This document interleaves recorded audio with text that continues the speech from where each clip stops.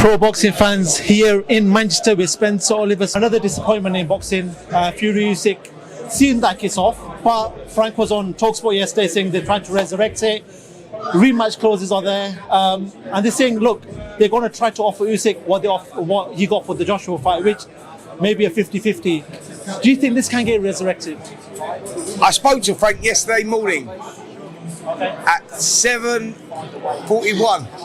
How do I know that time? Do you know why? Because I was going on to do breakfast on TalkSport, and I knew that was going to be one of the questions coming out about that, and I'd seen that the fight had been cancelled, like on social media when I woke up in the morning. So I'm thinking, really, is it? Frank, can you give me an update on this? So Frank rings me straight away. He went, oh, look, I'm going on breakfast, Frank, and I want to get this right. Is this fight dead and buried in the water? And he said, no, Spence, it's not dead and buried in the water. It's not dead and buried in the water. We're hanging on by a shoestring right now. They're 1 point away, so basically, like, it's close to being made. You know, there's just certain little things. Do you think it's a negotiation tactic from Usyk's team? I don't really want to comment on what it is, because it's not in my place to comment on what it is. But I know that it's just something that can be rectified. And I think the whole thing with Oleksandr Usyk's team, Alex Krasak and all that coming out with, yeah, that's it, the fight. I think it's frustration because obviously Fury getting the 70-30 split is very favourable in Tyson Fury's favour. Respect to Oleksandr Usyk for doing that.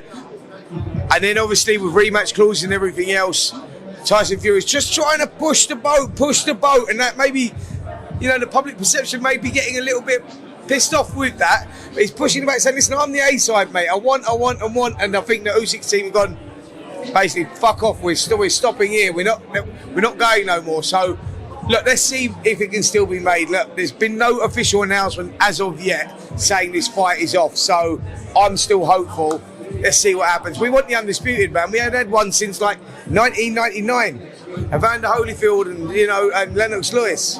You go back to them days, and that was a 3-belt era. We're now 4-belt era, man. Come on, let's get it. You talk about public perception. Obviously, I listen to a lot of TalkSport, a lot of fans ringing in who were saying, listen, we're big Fury fans, but this whole episode that's gone on over the last couple of weeks, you know, we don't like what we're seeing. There's a lot of negative comments. It seems to have brought a little bit of a bad image on Fury. We know that he's by far the number one in the division.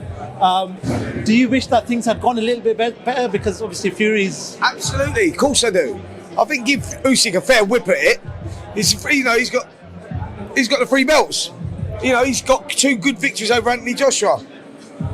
Give him a little something, you know what I mean? Don't squeeze everything out of him. So I can understand that if these negotiations do break down, I think the backlash is going to go on Tyson Fury. I really believe that, because I feel that people think he's the one that's maybe not made this fight happen as we speak. You know, and like I said, I don't know the ins and outs of the contracts. I don't really know that, but the general perception is that Fury's making life a little bit too difficult for Usyk right now.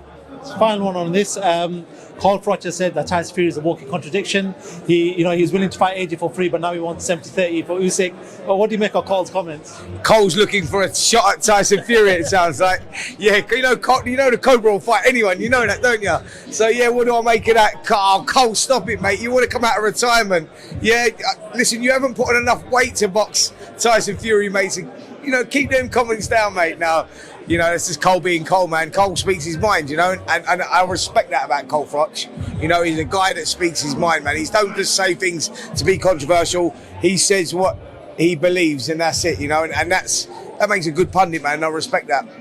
It's always a pleasure to talk to yourself, Spence. No doubt we'll see you for the rest of the week. But yeah, man, keep doing what you're doing. You seem to be getting a lot of big names, and TalkSport's smashing it out right now. Absolutely, mate. Listen, if you want to watch that Anthony Joshua interview, go to TalkSport Boxing YouTube channel. It's a good interview, that. Much better than Kugan Cassidy's. Kugan can't, they lock up with Kugan, sound like they've swallowed fridge magnets and all. Oh, sorry, mate. Yeah, so make sure you tune in. All right, bye. So, man, cheers.